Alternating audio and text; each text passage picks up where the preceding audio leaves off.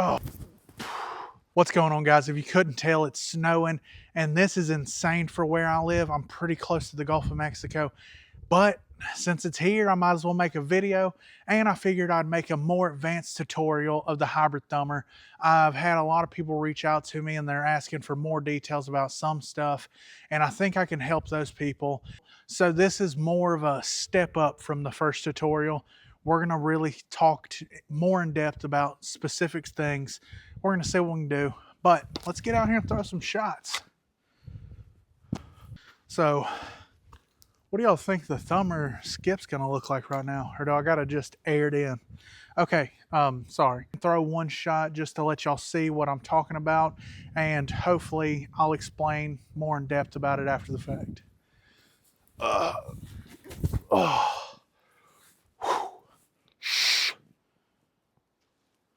Okay, that was sick, and we found out the disc skip really good off of the snow. So we might have to change it up and make a better angle so we can definitely get a skip at it. But yeah, let's get into it.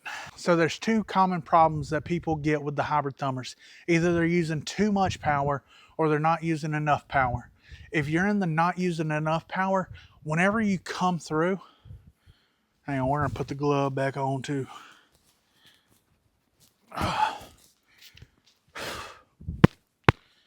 If you're in the use too much power category, what's happening is when you crank on it, you're going so hard, the disc turns left out the hand. So you're turning into a roller or just burning into the ground. And the big key in that scenario is you just want to take a little juice off of it, because if you got too much power, you can throw it so far with very minimal power.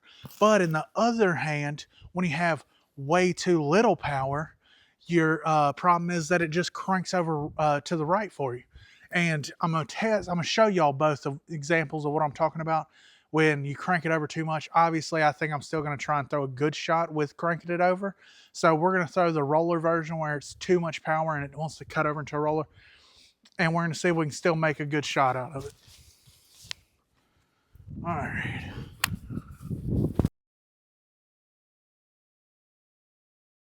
All right, I don't even know if I can make mistakes anymore, like at least not critical ones. We're gonna run it back and we're gonna try and throw a bad shot this time.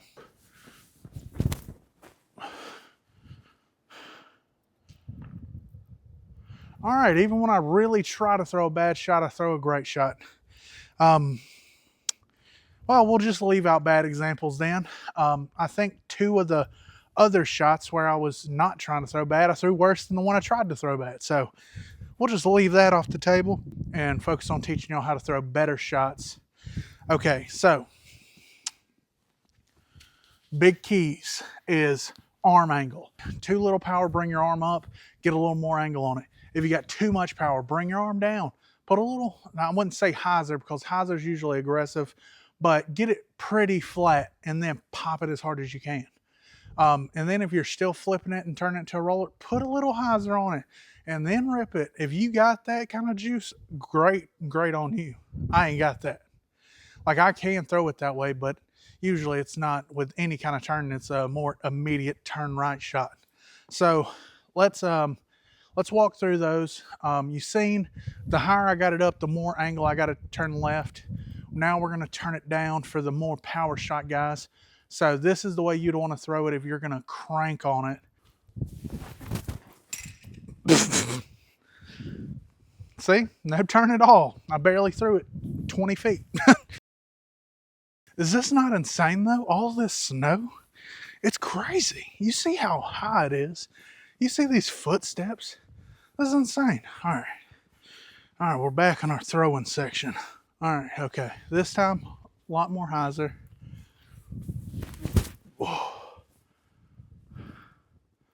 Oh, see, I will say, when I throw it on hyzer, I create less torque. So that's why I didn't get the big flare skip. I needed a little more flat to maybe a little tilt on it to really get the good, super torquey shots where they get those super skips. But it's different for everybody. But the big keys to take away from this is if you're throwing it really hard and it's going left and it's turned into a roller, drop your arm a little bit, get it a little flatter. And then if it's flat isn't right, drop it into some hyzer. In the same scenario, if you're throwing as hard as you can and you're not getting a whole lot of left turn, lift that angle up in the air a little bit. Get a little more forced turn on it by pivoting your arm up here, and then chop it a little. Look, this shot is all about making it comfortable for you. You don't have to do it exactly like me. I throw exactly how I'm supposed to throw. I want you to throw the way you're supposed to throw. So if you get it a little bit higher angle, that might help you because you're not creating as much torque, get you that force over left. But then on the other hand, we have the exact opposite people where they're throwing it so hard, creating too much torque. Y'all need to drop it down here. Somewhere in here is y'all's sweet spot. Somewhere up here is your sweet spot. So remember, if you aren't getting any left turn or you're not getting a lot of left turn, come up here. Somewhere in this region. I suggest do not come up here. Even if you don't have any power, you will just throw a roller if you come all the way up here. Let me put my glove back on. My hand's about to fall off. So big keys. Somewhere right in here for people with not enough power, and somewhere right down here for people with too much power. Like all my shots that I throw period come out at 65 miles an hour, whether I'm throwing a backhand, whether I'm throwing my thumbers, whether I'm throwing basically any shot, they all come out at 65 miles an hour. So wherever you are on the speed spectrum of that, I would go up or down. So if you're slower than that, I would go up with this angle. And if you're faster than that, I would come down with this angle. And that 65 is also a little misconstrued because I create a crazy amount of torque on all my shots. So the spin rate is pretty high. So whenever the disc comes out, it is. So realistically, if I throw a backhand, it's going to get real big skips. If I throw my thumber shot, it's going to get real big skips. Now my thumber shot lends to big skips no matter what, even if you're not creating a lot of torque. But in adverse conditions like these, to get that really good super torquey skip off the top of this snow, you got to have a whole lot of torque to get it to pop. Y'all seen the first one. It went over there and it skipped hard. But let's go over here, collect these discs. We might come back over here, do one. Nah, we're going to come back over here and throw some more. All right. These I'm going to throw with my gloves on, so we're going to see how this goes. It might be the worst thing ever. But, hey, maybe I can do it pretty good. But we're going to just kind of go with the flow, go with what we're feeling.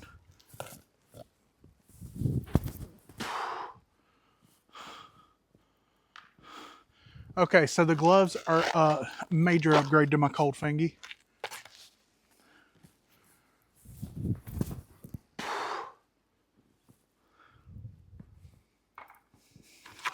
My discs are usually pretty flexible.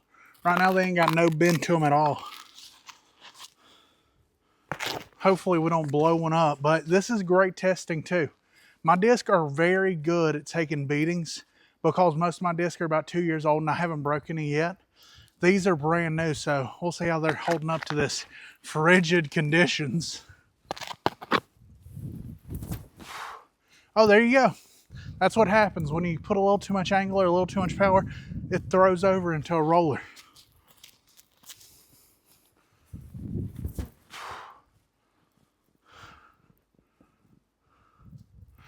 Hey, none of those were that bad of a shot except for the one we threw in the fence, but hey, for what we're doing, that's not bad at all, baby. Well, we haven't broke any yet, and we've hit some trees and fences pretty hard. We got a low ceiling, so we're going to go for the intentional skip.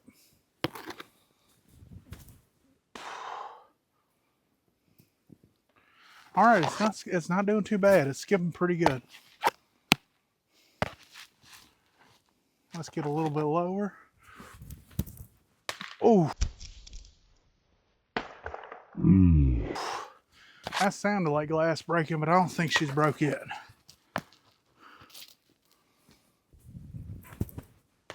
Oh, well, we're going to test these durabilities one way or another. What I'm showing you here is different shot shapes and how I maneuver my body and my arm to get different areas.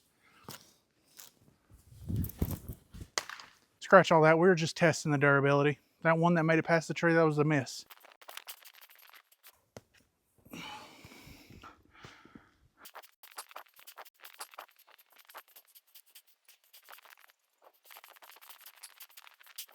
Well, guys, this is the first time ever I broke one of my discs. I've truly not broken a single one of these in 2 years. I guess 6 inches of snow and below freezing temperatures will do it to it. Man, talk about some heartbreak. So when you get my disc, we'll go inside and I'll show you. If they aren't flexing at all, breakability is high. I should have knew it. RIP. That right there is awful. You hate to see it. He almost split completely in two. Obviously, we were putting the gas on it. We smoked that tree. Also, I lost one of them. I don't know where that one went, so we're going to have to run back the tape. Play the angelic music.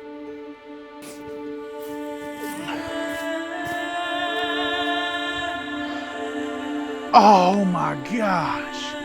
Well, guys, we actually had 2 casualties. 2 Optimus lines were taken from us in this video.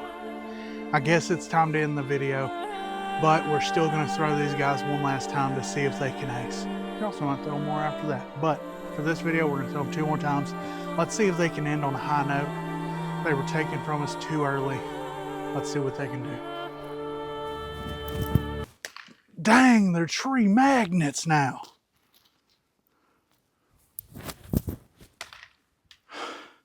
What's happening? I'm going to throw these things without them hitting these trees. This tree specifically. All right, one of them definitely is not going to fly right anymore. The other one still pretty intact. Let's pull the britches up. Let's get after it. Oh, look at that. Oh my goodness. That's the one that was broken a piece off of it.